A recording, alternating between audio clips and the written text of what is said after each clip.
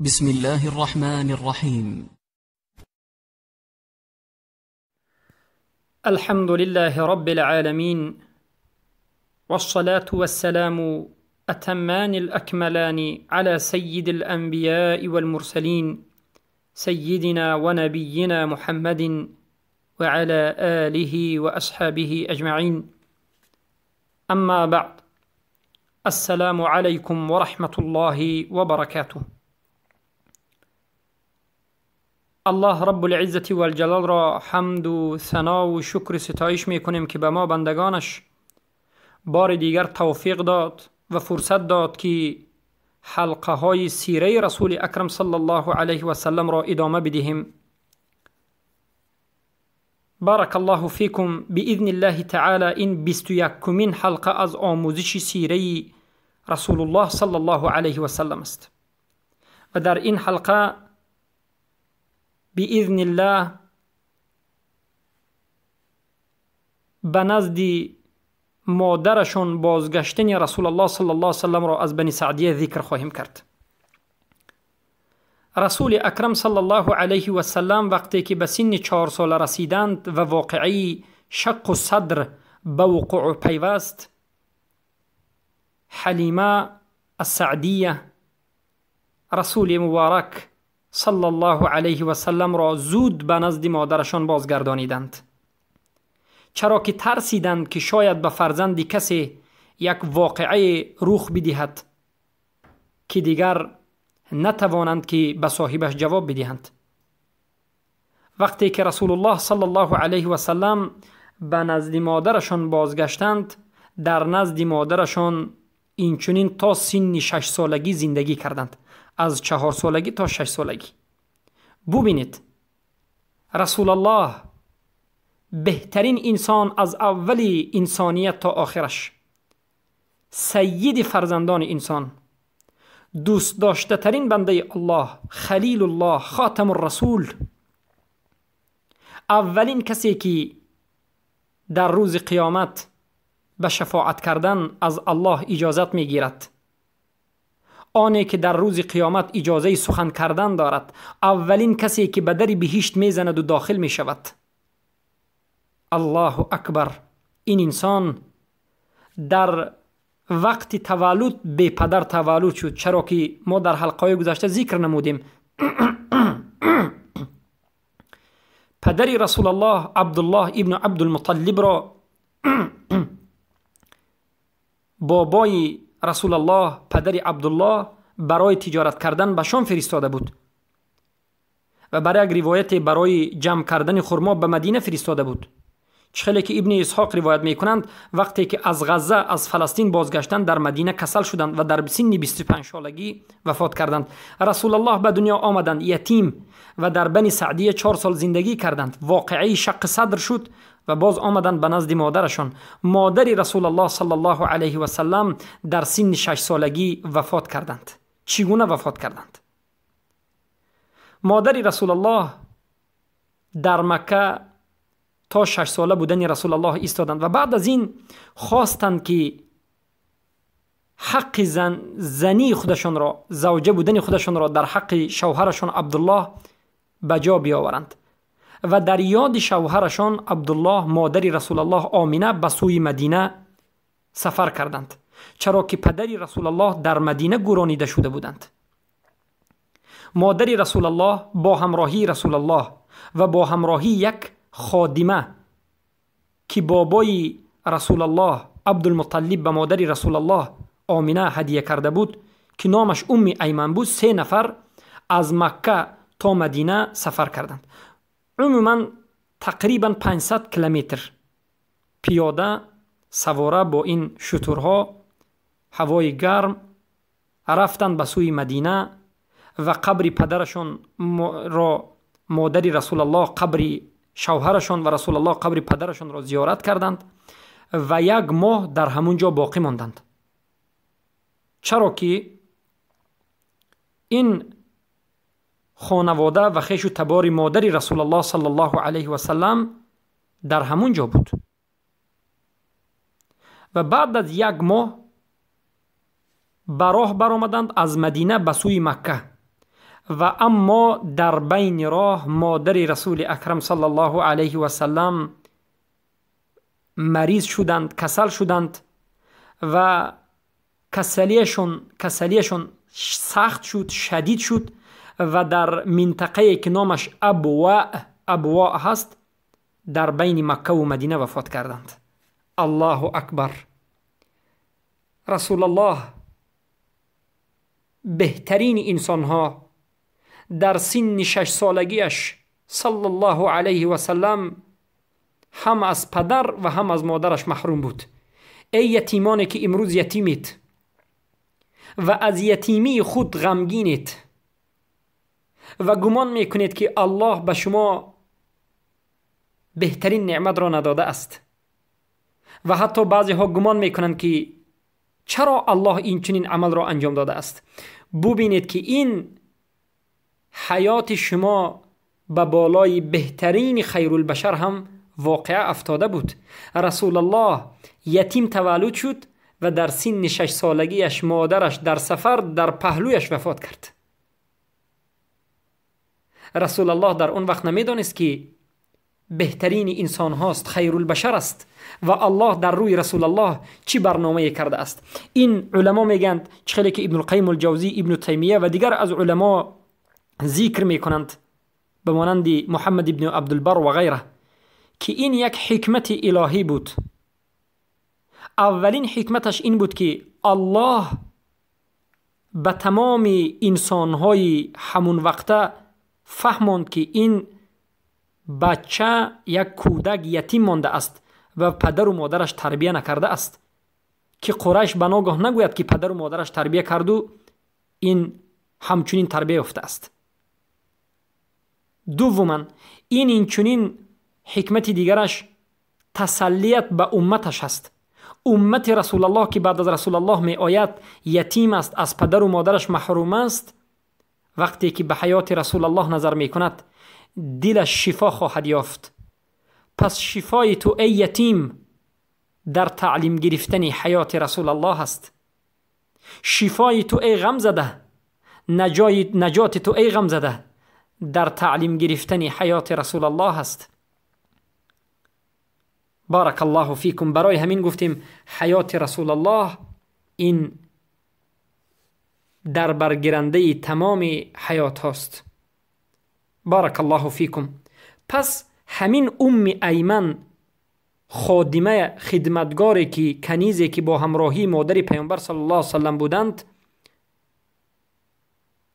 رسول الله صلی الله علیه وسلم را از این ابوا بعد از گورانیدن مادرشان میگیرند و به سوی مکه می آیند و به بابای رسول الله را می سپارند که بابایشان کی بود؟ عبدالمطلب، که البته عبدالمطلب این نامشان نبود، این لقبشان بود.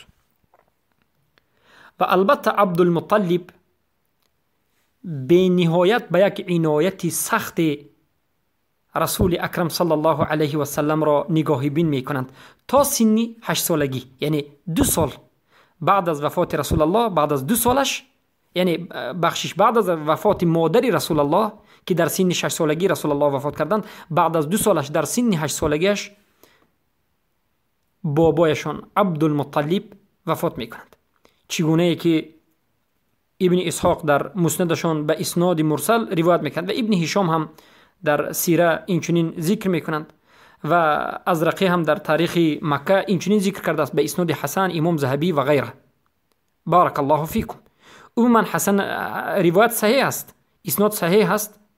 چخیلی که واقعی روایت میکنند این است که رسول اکرم صلی الله علیه وسلم وقتی که 8 ساله میشوند بابایشان عبدالمطلب وفات میکنند و بابایشان بعد از پیش از وفاتشان عبدالمطلب به فرزندشان ابو طالب وصیت میکنند که نگاه و بینی محمد صلی الله علیه وسلم پسری برادرش جیانش را به عهده بگیرد. چخیلی که ابن هشام به اسناد جید روایت میکنند و ابن سعدی از طریق واقدی و اینچنین امام ذهبی در سیره صفحه 50 ذکر میکنند.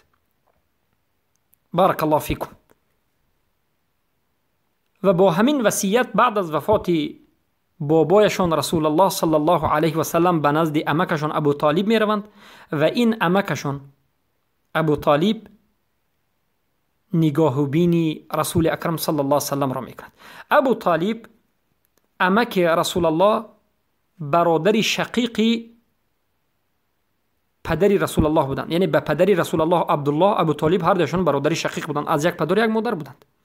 البته روایت ها آمده است، اخبارها آمده است که البته با طریق های گوناگون ازرقی در تاریخ مکه روایت میکند، اسنادش حسن است و این قصه شاهدهای زیاد دارد که ابن اسحاق در مصنف و اینچنین ابن هشام روایت میکنند که بابای رسول الله عبدالمطلب به نهایت به رسول اکرم صلی الله علیه و سلم محبت شدیدی داشت، چخیلی که ابو یعلا روایت میکند.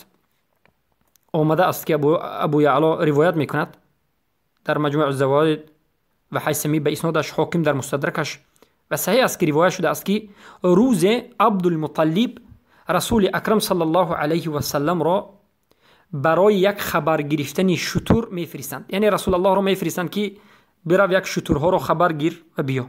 رسول الله از در بازگشت تأخیر میکنند، یعنی کمی دیرتر باز میگردند. در این مدت عبدالمطلب بابای رسول الله به نهایت غمگین میشوند و به نهایت ضیق میشوند که چرا من این دوست داشته ترین نبیره ام را فرستادم. و وقتی که رسول الله باز میگردند به نهایت خرسند میشن، میگن که دومین مراتبه من تو را از نزدم جدا نمی کنم و برای نگاه بینی شتور یا خبر گرفتن شتور نمی فرستم. بارک الله فیکم. و بعد از این عبدالمطلب رسول الله را از خودش جدا نمی کرد و همیشه رسول الله را به نزدش می داشت، مهربانی می کرد و هیچ کسی را نمی گذاشت که در حالت خواب بودن رسول الله به همون خانه‌ای که رسول الله خواب است داخل بشود، بلکه رسول الله را میگذاشتند که خواب بکند. یعنی احترام شدید میکردند.